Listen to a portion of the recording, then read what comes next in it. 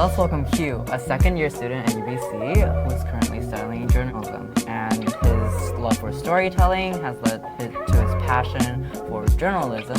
And yeah, so let's follow his journey through his years of training and cool stories. It's been 4 years and it feels like 40. Hugh here has transferred to Canada in 2020. So 2020 was obviously chaos for everyone, like the pandemic and everything. So what's like a weird thing you noticed about Canada when you moved over? Oh dear God. I think the first thing that was a culture shock for me was probably, I'd have to say it was probably tipping culture. I mainly remember this because I was cooped up in an Airbnb with my parents for 2 weeks. Do not recommend that, by the way. And by the time we got out, we went to an Earl's just which was right downstairs, and and I did not know that you had to like actually give like that much gratuity fee. I think that was the first big culture shock, and it also really, I think, set the tone for what the next few years look like. Yeah, first Earl's was amazing, but 15%, it is a lot. I guess it's part of the culture. So after you transferred over here, we know you transferred into Youth Hill, which is the high school over here. How did you go from being just like a student to actually meeting real politicians? Like, was everything nervous? Were you like fanboying all over? Okay, at the start, you know what they usually say, you never forget your first. Well, for me, it was my first politician that I ever met, I think it was David Eby, who was the MLA for Vancouver Point Grey, the provincial electoral district at the time. But then afterwards, I met Joyce Murray, who was the MP. Of course, Eby was more down to earth because his role literally just required him to be in Victoria, which is just a ferry ride away. I think the first time I met him was just at some Halloween thing where we were giving out candy to kids. But afterwards, we got to really know each other when he drove me back home during spring break of 2022. I asked him a whole bunch of questions, and I briefly thought he was a serial killer. But yeah, mostly fanboying, a bit of nervousness. Let's talk about maybe how you got your passion for journalism. So when was the moment, or maybe one moment, where you found out like, yeah, this is my thing, instead of like maybe scrolling on Instagram Reels? Okay, first off, I have to defend myself here. I am not an Instagram Reels addict. I only use Twitter. I am not that brain rotted. But what I will say is that I think the moment which really catalyzed all of this for me it wasn't more so some revelation of, oh my God, I really like doing this, as much as it was, wow, everyone else doing this really sucks at their job. It's that my niche is that I work with data, and my job is to make data look presentable and aesthetic when you look at it. There aren't a lot of people who do that, and just the fact that it's so inaccessible means that if you can so much as slap a few colors on a Google sheet and turn off the borders, everyone looks at you like you're the second coming of Jesus.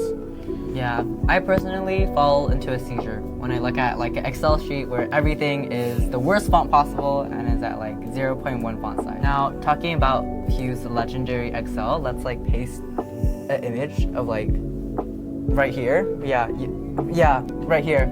Okay, so this stuff's my pride and joy. Now that we talked about maybe 2020 or maybe your story about finding your passion, let's talk about your current life. So Hugh over here is, as we talked about before, was a student at UBC. So what's like the hardest part about maybe balancing college life with doing your own journalism projects? I think the biggest part of it is that I have to recognize that this isn't just some fun hobby anymore. This is legitimately work, and that's both a good thing and also a bad thing. It's learning how to set boundaries and also how to say, okay, I'm going to put my homework first because I can't just rely on the moonshot of a career to make my way in life. What I have to do is I have to balance my school life with my career work in journalism and just tweeting new insights, and also, of course, having the time to just be a normal university student and screw around. Because if any of those are out of sync, then the whole thing comes crashing down really fast. It's really demanding on you, but at the same time, you're always looking for a new story. So I think that gives you some motivation to get through your homework at least. Yeah, props to Hugh being a time management expert. During late nights, maybe all-nighters, pulling for your finals, related exams. What's your go-to like snack, like therapy food? Oh boy. Is it lame to say Greek yogurt? Wait, that's so real though. I literally just walk into the kitchen, pull a banana, slice it, and try not to cut off my finger in the process. Just throw it all on top of Greek yogurt and just eat it until I'm full, and then like go back, lock in for another 2 hours, and then pass out. Okay, if you were to explain international relations to a person who only binge watches Netflix soap operas, how would you explain it? Okay, so there's actually a really good show on Netflix called The Diplomat that a second season just came out back in December. If anyone's watching this, go watch it. It's it's a very dramatic version of what actually happens. It's about this American ambassador who gets sent to deal with the British and has to deal with accidentally falling to a throuple while also having multiple spy plots on the side where she's working for the Americans but also has to keep the CIA off her back. It's a lot of fun, but it's also very, very unrealistic. What international relations is that it's the study of how, I like to think of it as not just a study of how countries interact with each other, because that's where a lot of analysis leaves off. You have to realize at the end of the day, every country is run by people. You have to understand the quirks behind them. It's this fascinating mix of psychology and also having to take into account broader geopolitical trends such as elections or such as instability, and it just puts together so many different fields, say language learning, history, current affairs, that you can just really make anything out of it. Okay, so if you are interested in psychology, manipulating people, game theory, and geopolitical statuses, go check out International Relations, and we are not sponsored by them. Yeah. What's one thing that getting into journalism nobody warned you about? I think the hardest thing, honestly, is first off, you're gonna have to write stuff on really tight deadlines. I had to do 93 articles for Business in Vancouver, a local newspaper, for the provincial election about each and every single electoral district. I got to like 57. You will always underestimate the amount of time it takes for you to write something, and especially in political journalism where it's less so like human profile pieces or just say, oh, a car crash happened at that intersection over there, let's stick a few cameras and interview a bunch of passers-by, call it a day.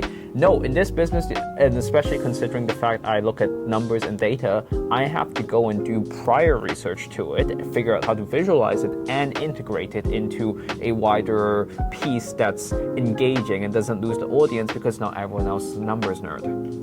If you could report on one big event, like global event tomorrow, like on any like broadcasting anywhere, like what event would you report on? Okay. I actually have a whole bunch of answers for this, but I really think if I had the chance to, for example, report on something, it would probably be it would probably be taking a look at something behind the scenes that people usually don't get to look at. So, for example, some sort of report, because usually what happens is that when you're trying to put together a story or figure out what the gossip is on, say, the Hill, whether it's in Ottawa or in Washington, D.C. or London or Beijing, usually what it is that you have to go read a whole bunch of different articles, and then each article will have maybe one or two different snippets that are actually new information that the author managed to get out, and those are the ones that really anchor a piece. I think if I got a chance, I might want to say cover the Japanese LDP and how the long governing party almost got pushed to the brink in last October's elections. And I think that especially the way they elect their presidents of the party, which is basically the prime ministers, it involves a lot of backroom wheeling and dealing. There's lots of cigarettes being smoked in the back rooms, and also good food. I think it'd be a great chance to really look behind the veil and figure out what makes a country like Japan run. It's giving Netflix special, and I would make such a good Netflix special. Netflix, please. I am funny enough to be a comedian, okay? If you're watching this 10 years from now, go follow director Hugh Chan's Netflix account. Right here, too. Yeah, right here. Okay, so after reporting on the behind the scenes of Japanese politics, what's maybe your dream job after college? Like, diplomat? I think what it is that in international relations, in a field like this, which is so, for example, in UBC, international relations, it's a major, but there's no department of international relations because it's meant to be an interdisciplinary program that puts together stuff from, say, the political science department, the history department, language, sociology. You're meant to just mix and mash stuff together. I can't say I have a dream job right now. I think some sort of diplomacy work where I got to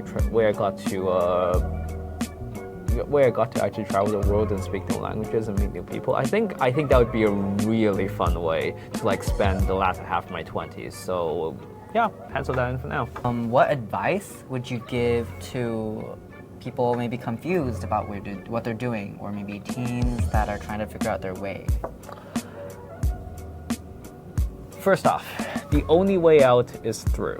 No one, not even your parents, is coming to save you. And I don't mean this in a harsh way, I mean this out of love.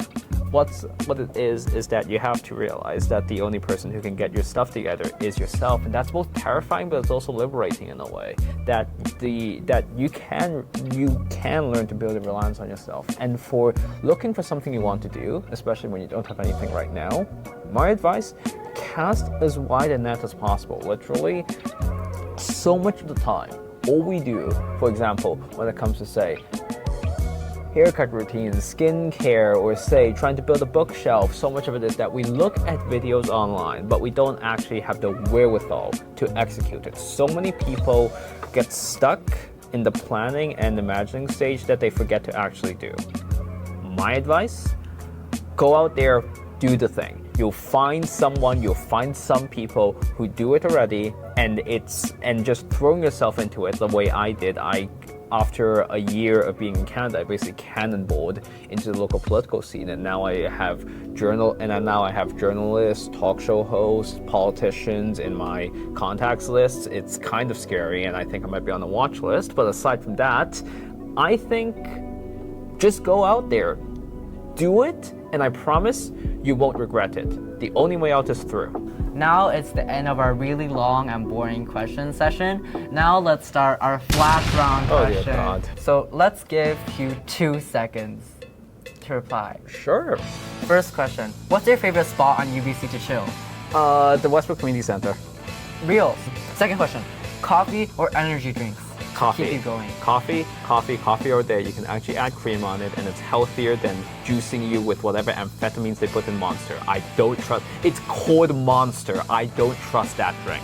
What's your go-to outfit for looking business casual? Oh my God! I'm working on the wardrobe, but usually I like black slacks, and usually having a pair of loafers, usually brown or black. And finally, for the top, I would say just get a button-up white shirt and some sort of a fancy-ish dark jacket usually works the best. Wear a suit. Do not wear a suit. I swear to God, if any of you end up wearing a suit for a business casual event, you're meant to look the standards for a business casual event, I think. You're supposed to look like you could show up to a garden party and you wouldn't be out of place. If you show up to a garden party in a suit, they're gonna throw you out. What's your dream location to study abroad? Oh, dream location to study abroad. Italy. I took a class in that was study the Italian fascism from the interwar period to the modern day in the last semester. The prof was really nice. He was like 60 something, but he kept showing up and he had no idea how to use modern technology. He was honestly adorable. We all loved him.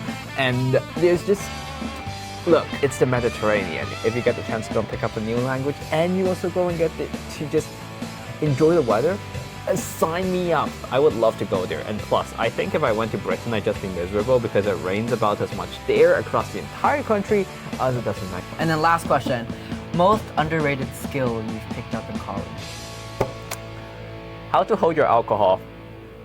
I'm actually not kidding on this. And when it comes to a lot of these journalism stuff, you have to first learn how to scope out the people who you want to talk to. You have to figure out who it is you want to find and who could help you build a good story or build a good article. And to do that, you have to be willing to go into social events with people you've never met before, and you have to be willing to go in there, get into conversations, and usually alcohol loosens up a lot of lips. So honestly, I find just going to a frat party and testing how far I can go before I get blackout drunk is actually pretty useful, because I also learned how to exercise self-control of what I say even when I'm in those situations. I think it's good practice for journalism because you have to figure out how much information you're supposed to divulge and what reactions you want to get out of different people. Thank you so much for Hugh for being here. Thank you so much for taking the time to talk with me, and see you in the next episode.